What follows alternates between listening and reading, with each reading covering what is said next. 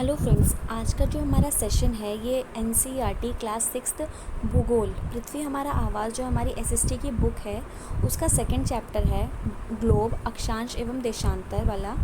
इसके हम जितनी भी एक्सरसाइज दी हुई होती है चैप्टर के बाद क्वेश्चन दिए हुए हैं बट आंसर नहीं दिए हुए होते बुक्स में।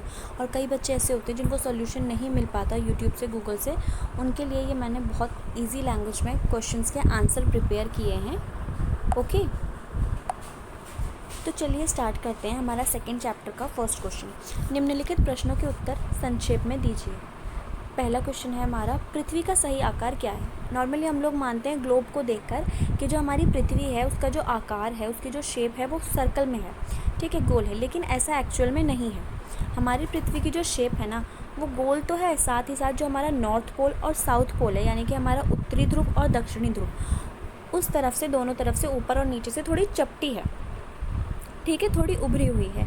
ये सेब के आकार के समान है, जैसे कि हमारा एप्पल होता है, साइड से सर्कल में होता है लेकिन ऊपर और नीचे से थोड़ा चपटा होता है। ये सेब के आकार की, हम इसे प्रॉपर संतरे के आकार की नहीं कह सकते।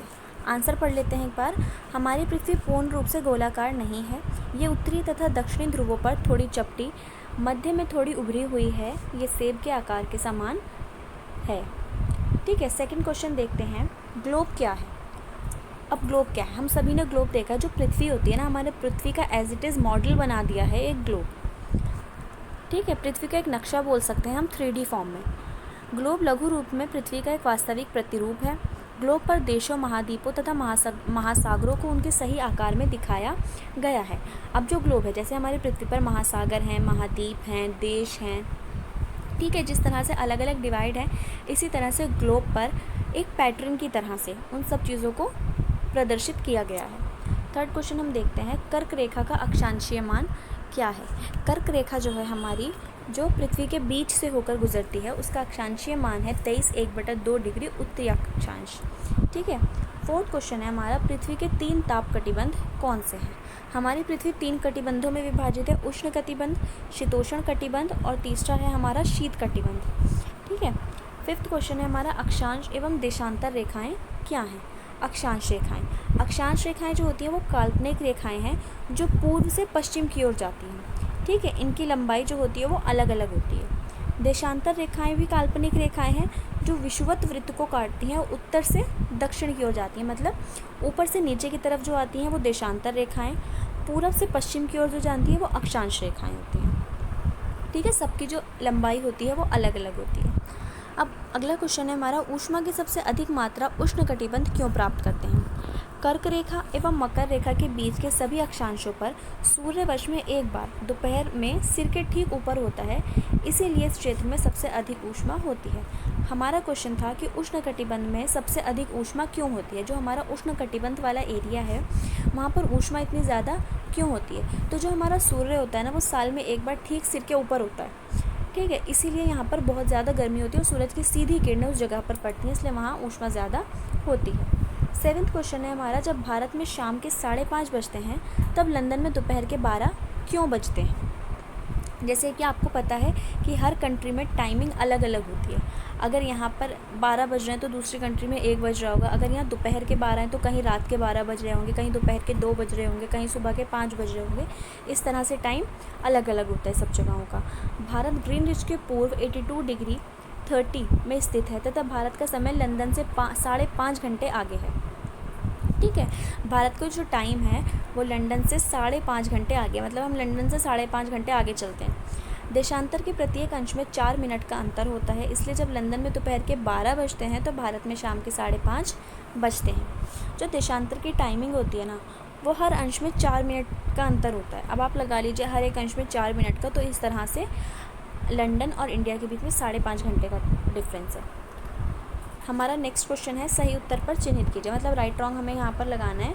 तो प्रमुख यामयोत्तर का मान बताना है। यहाँ पर हमारा जो ऑप्शन ए है वो है 90 डिग्री, ऑप्शन बी 0 डिग्री और ऑप्शन सी हमारा दिया हुआ है 60 डिग्री। इसका जो हमारा करेक्ट आंसर होगा वो होगा option B 0 degree. Next question है हमारा, शीत कटिबंध किसके नज़दीक पाया जाता है।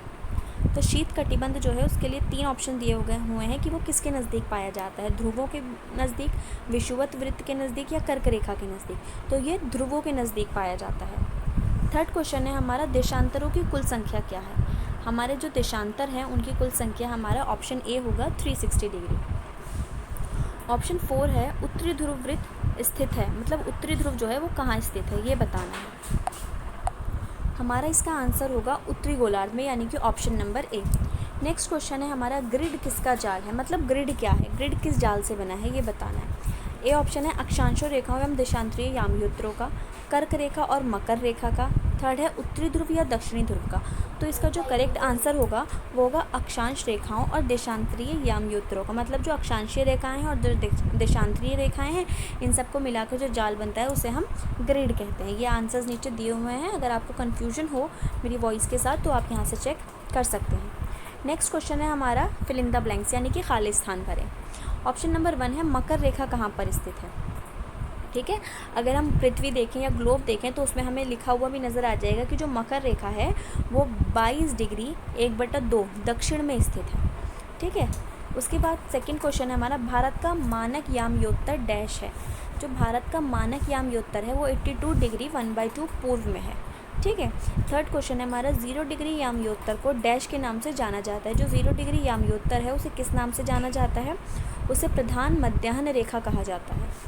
फोर्थ है हमारा, देशांतरों के बीच की दूरी डैश की तरफ घटती जाती है। जो देशांतर होते हैं उनके जो बीच की दूरी होती है वो ध्रुवों की तरफ घटती चली जाती है। फिफ्थ पॉइंट है हमारा, दक्षिणी ध्रुव वृत्त डैश गोलार्ध में स्थित है। जो हमारा दक्षिणी ध्रुव वृत्त है वो दक्षिण में स्थित है। ठीक है, अब यहाँ पर आपके लिए कुछ दिया हुआ है, आओ कुछ करें। ये देखिए, ये क्वेश्चन दिया हुआ है, पृथ्वी के अक्ष, विषुवत वृत्त, कर्क रेखा, मकर रेखा, उत्तरी ध्रुव वृत्त, दक्षिणी ध्रुव वृत्त को दर्शाते हुए एक चित्र बनाइए। अब यहाँ पर हमारा एक ग्लोब समझ लीजिए या पृथ्वी का एक अंश समझ लीजिए, इस तरह से दिया हुआ है। इसमें सबसे ऊपर आपको उत्तरी ध्रुव दिख रहा है, उत्तरी ध्रुव के सीधे नीचे देखिए दक्षिणी ध्रुव दिख रहा है। 3 जो कटिबंध है हमारे, ये उत्तरी कटिबंध, उष्ण कटिबंध और तीसरा है दक्षिणी शीत कटिबंध। ठीक है, ये सबके मानक दिए हुए हैं आपको, कौन सा कितनी डिग्री पर कौन सी रेखा होती है। जो हमारे सेकंड चैप्टर की एक्सरसाइज है वो यहाँ कंप्लीट हो जाती है। आई होप आपको सभी क्वेश्चंस बहुत इजीली समझ आएंगे और आप सबको आसानी से सॉल्व कर पाएंगे। Thank you.